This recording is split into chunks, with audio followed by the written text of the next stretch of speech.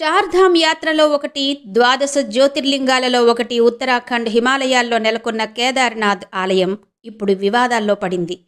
ఈ వివాదానికి దేశ రాజధాని ఢిల్లీలో నిర్మించబోతున్న కేదార్నాథ్ ఆలయం నేపథ్యంగా మారింది.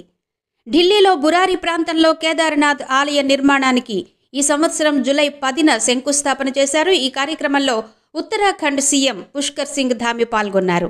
అయితే ఈ ఆలయ నిర్మాణంపై ఉత్తరాఖండ్ యాత్రికులు, పూజారులు, సాధువులు విపరీతమైన ఆగ్రహం వ్యక్తం చేస్తున్నారు.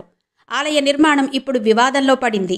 బాబా కేదార్నాథ్ పేరుతో నిర్మిస్తున్న ఈ ఆలయం హిందువుల నమ్మకాలను, సంప్రదాయాలను తుంగలో తొక్కడమేనని ఉత్తరాఖండ్ సాధువులు అభిప్రాయపడుతున్నారు. ఇలా చేస్తే సహించేది లేదని కూడా హెచ్చరిస్తున్నారు. అయితే శ్రీ బద్రీనాథ్ కేదార్నాథ్ ఆలయ కమిటీ మాత్రం ఈ వివాదానికి దూరంగా ఉంది. ఇదిలా ఉంటే ప్రస్తుతం ఉత్తరాఖండ్లోని కేదార్నాథ్ ఆలయానికి సంబంధించి మరో వివాదం కూడా వెలుగులోకొచ్చింది.